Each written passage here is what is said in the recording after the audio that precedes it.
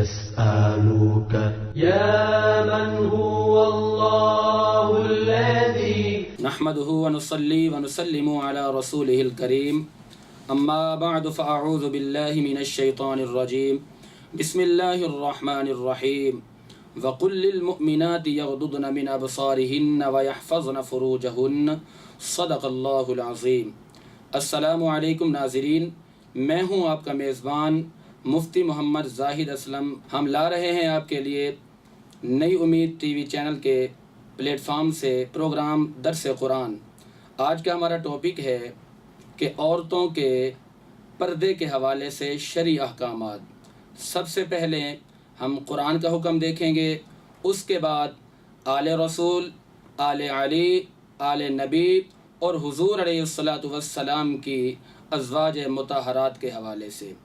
آئیے، اللہ رب العالمین نے قرآن کریم فرقان حمید میں ارشاد فرمایا، وَقُلْ لِلْمُؤْمِنَاتِ، اے محبوب آپ فرما دیجئے مومنہ عورتوں کے لیے کہ یغضضن، وہ نیچے رکھیں، من ابصارہن، اپنی نظروں کو، ویحفظن فروجہن، اور حفاظت کریں اپنی شرمگاہوں کی۔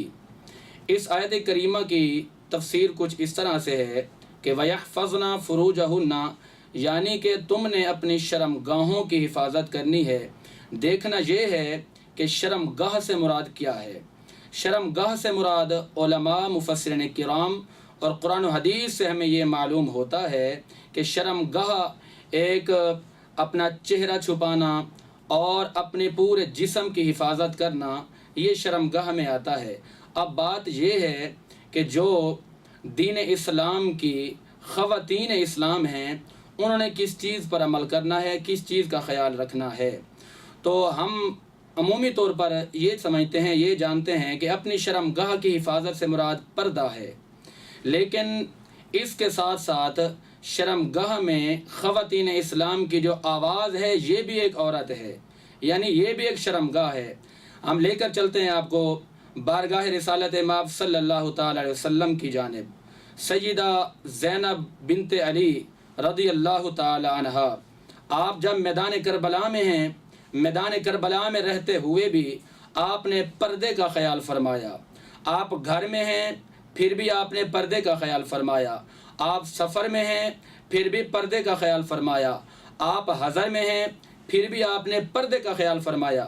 ناظرین کرام، اللہ رب العالمین کے پیارے نبی کی یہ پیاری بیٹی سیدہ زینب رضی اللہ تعالی عنہا، یحییٰ بن معین کہتے ہیں کہ میں 15 سال سیدہ زینب بنت علی رضی اللہ تعالی عنہا کے پڑوس میں رہا، اور جب کوئی پڑوسی ہوتا ہے تو پڑوسی اپنے ہمسائے کے حالات سے واقف ہو ہی جاتا ہے۔ اگر کوئی مومنہ ہو، کوئی مومنہ خواتین ہوں، تو ان کے حوالے سے بھی، ان کے حالات سے بھی ان کے پڑوسی، ان کے ہمسائے بالکل باخبر ہوتے ہیں۔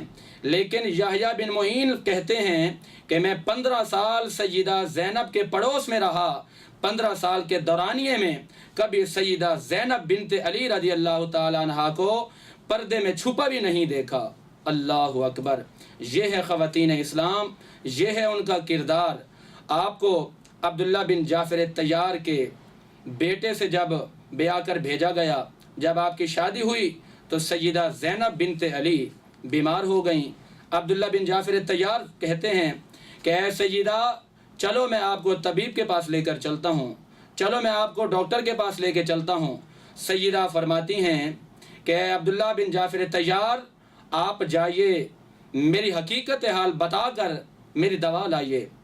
عبداللہ بن جعفر طیار فرماتے ہیں کہ اے زینب، اے سیدہ، شریعت میں تو اس بات کی گنجائش ہے کہ آپ ڈاکٹر یا طبیب کے پاس جا سکتی ہیں۔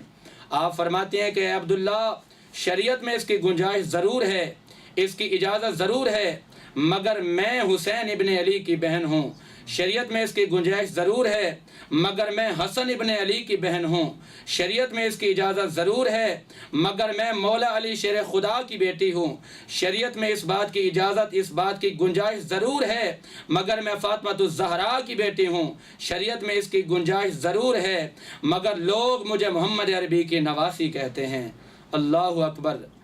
سیدنا عبداللہ بن جعفر طیار فرماتے ہیں کہ اے زینب، اگر اسی حال میں آپ کی ڈیتھ ہو گئی، پھر آپ فرماتے ہیں کہ یہ میرے رب کی مشیت پر موقوف ہے، یہ میرے رب کی مشیت ہے، مجھے اس چیز سے کوئی خوف نہیں، اگر میں اسی حالت میں مر گئی تو میں اپنی ماں سیدہ فاطمہ الزہرا کے قدموں میں جاؤں گی اور انہیں جا کر یہ عرض کروں گی کہ اماں جان، میں نے دنیا کے تمام مصائب، تمام تکالیف تو برداشت کی، مگر آپ کے پردے پر ایک آنچ تک نہیں آنے دی۔ اللہ اکبر۔ یہ سیدہ زینب رضی اللہ تعالیٰ عنہا کا کردار ہے۔ آج ہماری مائیں، ہماری بہنیں، ہماری بیٹیاں یہ دین میں آزادی چاہتی ہیں، دین سے دوری ہے۔ یارو کہ اس دین نے ہمیں کیا کیا نہیں دیا، اس دین نے، اس اسلام نے ہمیں آزادی دی۔ اسلام سے قبل اگر ہم تاریخ کا مطالعہ کریں تو اس سے پتہ چلتا ہے کہ ایک وہ وقت بھی تھا کہ جب ہماری بیٹیوں کو زندہ درگور کیا جاتا تھا، ایک وہ وقت بھی تھا جہالت کے اندر کہ لوگ اپنی بیٹیوں کو بدتر سمجھتے تھے، لوگ اپنی بیٹیوں کو گھر میں رکھنے تک گوارا نہیں کرتے تھے، لوگ گھر میں جانور، حیوانات کو رکھنا گوارا کرتے تھے، لیکن جس کے گھر میں بیٹی ہوتی تھی، جس کے گھر میں کوئی بیٹی کی ولادت ہوتی تھی تو یہ لوگ اس کو عار سمجھتے تھے۔ دین نے ہمیں بڑا مقام دیا۔ آج ہم دور ہیں، لیکن اللہ قرآن میں کیا فرماتا ہے؟ وَقُلْ لِلْمُؤْمِنَاتِ يَغْضُضْنَ مِنْ أَبْصَارِهِنَّ وَيَحْفَظْنَ فُرُوجَهُنَّ، اے محبوبہ فرما دیجئے مومنہ عورتوں کے لیے کہ اپنی شرم گاہوں کی حفاظت کریں۔ اپنی شرم گاہوں سے مراد اپنی آوازوں کی حفاظت کریں، اپنے چہروں کی حفاظت کریں۔ حتیٰ کہ آگے یہ حکم ہوتا ہے، نبی علیہ الصلوۃ والسلام نے جب حکم دیا تو چلیے امہات المؤمنین کی طرف۔ حضرت سودا رضی اللہ تعالی عنہا اپنے گھر میں، اپنے ہی گھر کے آنگن میں، اپنے ہی صحن میں جب آپ تشریف فرما ہوتی تھیں تو آپ کا چہرے انور دیوار کی طرف ہوتا تھا۔ آپ پوچھا گیا کہ اے ام المؤمنین، اے سیدہ، آپ اپنے گھر میں بیٹھ کر دیواروں کی طرف کیوں دیکھتی ہیں؟ آپ فرماتی ہیں کہ میں دیوار کی طرف رخ اس وجہ سے کر کے بیٹھی ہوں کہ کہیں ایسا نہ ہو کہ بے خیالی میں، بے دہانی میں کوئی چھت پر چڑھے اور اس کی نظر میرے چہرے پہ پڑ جائے۔ یہ ہے وہ خواتین اسلام کا کردار۔ میرے نبی اور میرے نبی کی زوجاؤں نے ہمیں کیا درس دیا، قرآن نے ہمیں کیا درس دیا۔ ناظرین کرام، ہم چلتے ہیں چھوٹے سے ایک بریک کی جانب۔ أسألك يا من هو الله الذي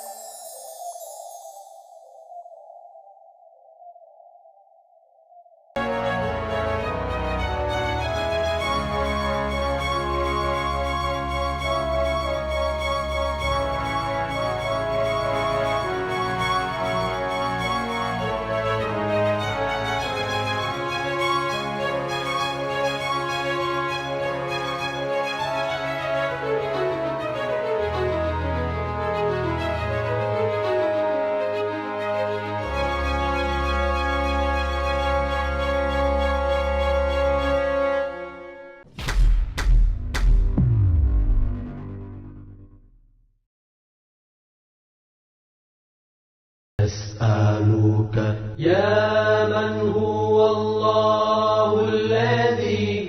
ویلکم بیک ناظرین، ایک مرتبہ پھر آپ کو پروگرام درس قرآن میں خوش آمدید کہتے ہیں۔ تو اسلام نے خواتین اسلام کو کیا کیا عزت دی، کیا کیا مقام دیا۔ آئیے ہم دیکھتے ہیں کہ اسلام اور قرآن اور حدیث ہمیں کیا درس دیتے ہیں۔ اس میں یہ ہے کہ قرآن میں رب العالمین نے ہمیں یہ حکم دیا کہ اپنی خواتین کو، اپنی بہنوں کو، اپنی بیٹیوں کو بالکل باعزت طریقے سے قرآن و حدیث کے سانچے میں ڈھالیں، اور قیامت کے دن جب کسی خاتون کو جہنم میں ڈالا جا رہا ہوگا تو وہ ایک عورت 4 آدمیوں کو جہنم میں لے کے جائے گی۔ اس کی وجہ یہ ہوگی کہ وہ کہے گی مالک میرے والد کو بلایا جائے، کیونکہ جب میں اسلام کے خلاف چل رہی تھی، جب میں قرآن کے خلاف کر رہی تھی، جب میں اللہ کی حدوں کو توڑ رہی تھی تو میرے والد نے مجھے تنبیہ کیوں نہیں کی، میرے والد نے مجھے روکا کیوں نہیں۔ اس کے والد کو بھی جہنم میں ڈال دیا جائے گا۔ اب وہ بولے گی کہ مالک اب میرے شوہر کو بلایا جائے، کیونکہ جب میں قرآن کے خلاف چل رہی تھی، حدیث کے خلاف چل رہی تھی، مالک لم یزل اس نے مجھے روکا کیوں نہیں، اس نے مجھے بتایا کیوں نہیں۔ حکم ہوگا کہ اس کو بھی جہنم میں ڈالا جائے۔ اب بولے گی کہ مالک اب میرے بیٹے کو بلایا جائے۔ جب اس کے بیٹے کو بلایا جائے گا، یہ کہے گی کہ مالک و مولا جب میں قرآن کے خلاف چل رہی تھی، جب میں اسلام کے خلاف چل رہی تھی تو اس نے مجھے روکا نہیں۔ الغرض کہ ایک خاتون جو کہ جہنم میں جائے گی تو اپنے ساتھ 4 مردوں کو لے کر جائے گی۔ اب عمومی طور پر یہ ہوتا ہے کہ ہم گھر کے اندر ہوتے ہیں تو کوئی بلانے کے لیے آ جاتا ہے، دروازے پہ دستک دی جاتی ہے، اندر ہماری خواتین موجود ہوتی ہیں، تو قرآن کا کیا فیصلہ ہے کہ جب خواتین دروازے پہ جائیں تو کس طریقے سے گفتگو فرمائیں، کس طریقے سے بات پوچھیں، کس طریقے سے کلام کریں۔ اللہ رب العالمین قرآن کریم کے 22ویں پارے میں ارشاد فرماتا ہے فَلَا تَخْضَعْنَ بِالْقَوْلِ فَيَطْمَعَ الَّذِي فِي قَلْبِهِ مَرَضٌ وَقُلْنَ قَوْلًا مَّعْرُوفًا، کہ اگر کسی کے دروازے پر کوئی غیر محرم آ کر دستک دے، فرمایا اندر سے اگر خواتین آئے پوچھنے کے لیے تو اس کا سلیقہ یہ ہونا چاہیے، اس کا طریقہ یہ ہونا چاہیے کہ ذرا اپنا انداز گفتگو تبدیل کرے، اپنی آواز میں جوش پیدا کر کے گفتگو کرے۔ مالک یہ کیوں؟ اللہ فرماتا ہے فَيَطْمَعَ الَّذِي فِي قَلْبِهِ مَرَضٌ، کہ وہ ذرا انداز گفتگو میں تغیر لائے، تبدیلی لائے، اور تاکہ آنے والے کو پتہ چل جائے کہ میں کسی بے غیرت خاتون سے کلام نہیں کر رہا بلکہ میں کسی غیرت مند خاتون سے کلام کر رہا ہوں۔ اللہ اکبر۔ قرآن ہمیں یہ درس دیتا ہے۔ پھر رب العالمین فرماتا ہے وَلَا يُبْدِينَ زِينَتَهُنَّ إِلَّا مَا ظَهَرَ مِنْهَا وَلْيَضْرِبْنَ بِخُمُرِهِنَّ سورۃ النور، سورۃ نمبر 24، پارہ نمبر 18۔ اللہ رب العالمین آیت نمبر 31 اور رکوع نمبر 10 میں ارشاد فرماتا ہے کہ یہ خواتین اپنے شرمگاہوں کی حفاظت کریں، اپنے چہرے کو چھپائیں، صرف اپنی ہتھیلیاں اگر باہر رکھتی ہیں تو رکھ لیں۔ ان بات کی، اس چیز کی اجازت بھی اس صورت میں ہے کہ جب کسی فتنے کا خوف نہ ہو۔ اگر فتنے کا خوف ہو تو ان کو بھی چھپا کے رکھیں۔ پھر فرمایا وَلْيَضْرِبْنَ بِخُمُرِهِنَّ عَلَى جُيُوبِهِنَّ، اللہ فرماتا ہے کہ اپنے گلے میں ایک چادر ڈال کے رکھیں جس سے وہ اپنے سینے کو چھپائیں اور اپنی شرمگاہ کی بھرپور طریقے سے حفاظت کریں۔ اور خواتین اسلام کے لیے یہ ایک درس ہے کہ میرے آقا کی آل نبی آل علی نے کس طریقے سے پردے کے احکامات کو اپنے نانا اور اپنے نبی کی امت کے لیے ایک مشعل راہ بنایا۔ قرآن ہمیں یہی درس دیتا ہے کہ قرآن کے مطابق چلو۔ اگر آج ہم اپنی خواتین کو، اپنی ماؤں کو، اپنی بہنوں کو، اپنی بیٹیوں کو ان چیزوں سے آگاہ نہیں کریں گے تو قیامت کے دن ہماری بھی پکڑ ہوگی۔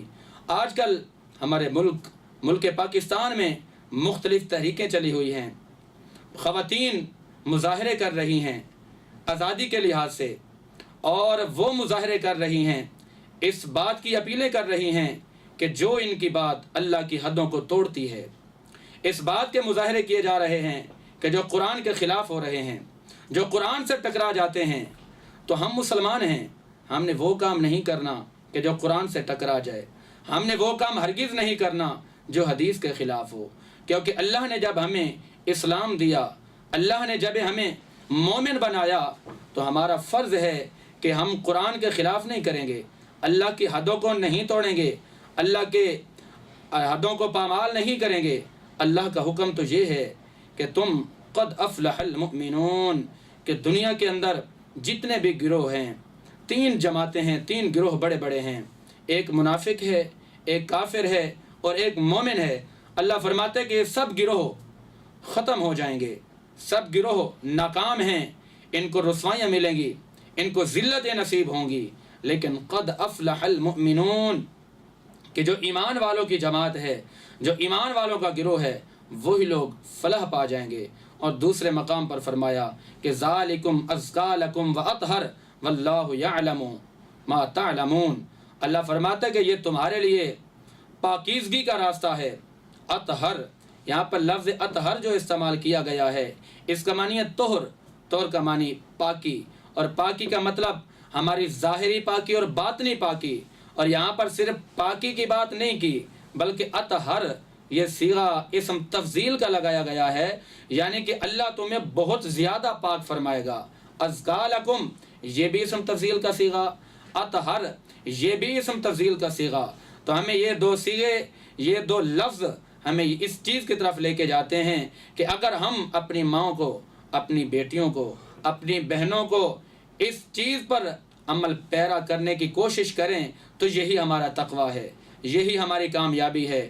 انہی کے حوالے سے اللہ فرماتا ہے قد افلح المؤمنون، کہ مومن مرد ہوں یا مومن خواتین ہوں، ان کی کامیابی صرف اسی چیز کے اندر ہے کہ قرآن کو لے کر چلیں، حدیث کو لے کر چلیں، اسلام کو لے کر چلیں۔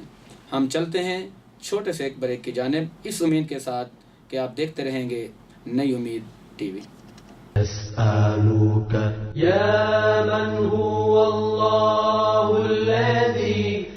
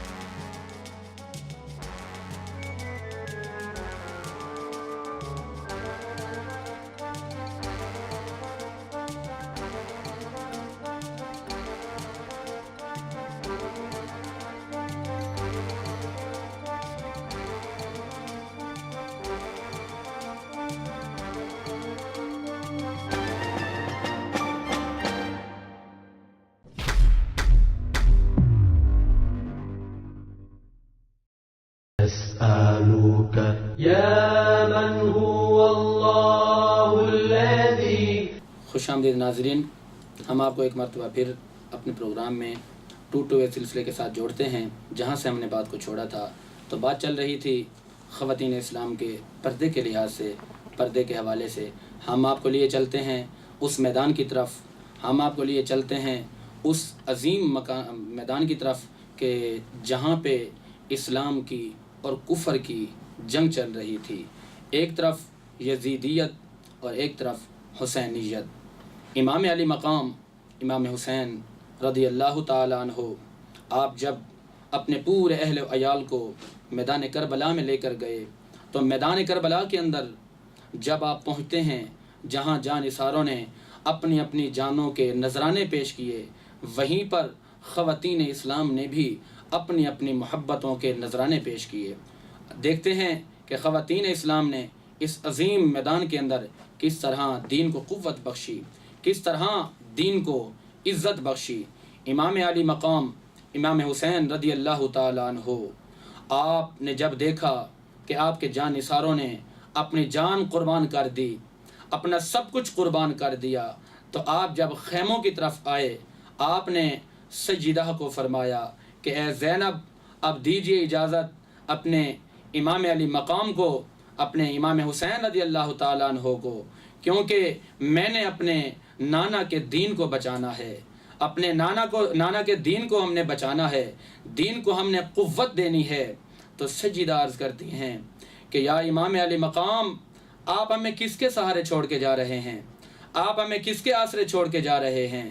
تو جو ہمیں درس ملتا ہے میدان کربلا کے اندر رہتے ہوئے، یہ جو بیبیاں تھیں انہوں نے پردے کا خیال رکھا، ان کے سامنے لاشیں تڑپ رہے تھے، جان نثاروں کی جانیں تڑپ رہی تھیں، ان کے سامنے سب کچھ ہو رہا تھا، مگر کسی نے آہذاری نہیں کی، مگر کسی نے چیخ و پکار نہیں کی، کیونکہ یہ اہل و عیال، یہ آل کوئی عام نہیں تھی بلکہ یہ آل رسول تھی۔ میرے امام علی مقام نے وہاں پر جس قوت، وہاں پر جس بہادری کا مظاہرہ فرمایا، آج تک جب بھی وہ دن آتا ہے تو ہمیں امام علی مقام اور آل رسول کی قربانیاں یاد آ جاتی ہیں۔ اپنے خیموں کے اندر رہ کر قرآن کی تلاوت کر رہی ہیں، تاریخ گواہ ہے کہ ان کی آواز خیموں کے باہر تک نہیں گئی، ان کی آواز خیموں سے بغیر کسی غیر محرم نے نہیں سنی۔ امام علی مقام امام حسین رضی اللہ تعالی عنہ جب اجازت لے کر گئے تو وہاں امام علی مقام نے دین کو قوت بخشی، اور خیموں کے اندر رہ کر میرے نبی کی بیٹیوں نے دین کو قوت بخشی۔ آج ہماری مائیں، ہماری بیٹیاں، ہماری بہنیں اس چیز سے دور ہیں، کیونکہ اگر ہم اسلام سے، قرآن سے دور ہوں گے تو ہمیں ناکامیاں ملیں گی، ہمیں رسوائیاں ملیں گی، ہمیں ذلت ملے گی۔ قرآن نے ہمیں اتنا کچھ دیا، اسلام نے ہمیں اتنا کچھ بخشا، اسلام کی وجہ سے ہمیں یہ آزادیاں ملیں۔ اسلام میں بڑی آزادی ہے، فرمایا لا اکراہ فی الدین، کہ دین میں کوئی جبر نہیں، دین میں کوئی زبردستی نہیں۔ تو اس وقت سے تو یہ وقت بہتر ہے کہ جب زندہ درگور کیا جاتا تھا، اس وقت سے یہ وقت بہتر ہے۔ آج ہمیں آزادی بھی ہے، ہم کسی میدان میں نہیں، ہم کسی جنگ میں نہیں، ہماری جانیں بھی حفاظت میں ہیں، ہماری عزت بھی حفاظت میں ہے، ہم اپنے گھروں کے اندر ہیں، ہمارا مال بھی محفوظ ہے، ہماری جان بھی محفوظ ہے، مگر افسوس یہ کہ ہم اپنی آوازوں کی حفاظت نہیں کرتے، مگر افسوس یہ ہے کہ ہم قرآن کو لے کر نہیں چلتے، مگر افسوس یہ ہے کہ آج بھی اگر ہم اس میدان کربلا کے نقشے کو اپنی آنکھوں کے سامنے رکھ لیں تو یارو یہ نقشہ ہمیں جھنجھوڑ کر رکھ دیتا ہے کہ تمہیں اسلام نے کس طرح عزت دی اور ہم کتنے اسلام سے دور ہیں۔ اس میدان کربلا میں میرے نبی کی اولاد نے بڑا کارنامہ سر انجام دیا، اور اس کے علاوہ خواتین اسلام کے اگر ہم کارنامے دیکھیں، اگر ہم ان کے قربانیاں دیکھیں، اگر وہ میدان جنگ میں بھی جاتی ہیں، مختلف غزوات میں گئیں، مختلف غزوات میں حضور کے ساتھ گئیں، حضرت ام عطیہ رضی اللہ تعالی عنہ اور حضرت عائشہ الصدیقہ رضی اللہ تعالی عنہ انہوں نے غزوات میں شرکت کی، لیکن ان غزوات کے اندر رہتے ہوئے بھی انہوں نے ہمیشہ قرآن کی پاسداری کی، ہمیشہ قرآن کے مطابق خدمت کی، ہمیشہ قرآن کے مطابق اپنا عمل پیش کیا۔ ناظرین کرام، اب وقت ہوا چاہتا ہے ہمارے پروگرام کے اختتام کا۔ کل انشاءاللہ پھر ملاقات ہوگی نئی امید کے ساتھ، نئی سوچ کے ساتھ، نئے ٹاپک کے ساتھ اور نئی دین کی بریکیوں کے ساتھ۔ تب تک کے لیے اجازت دیجیے اپنے میزبان مفتی محمد زاہد اسلم رضوی کو۔ اللہ نگہبان۔ أسألك يا من هو الله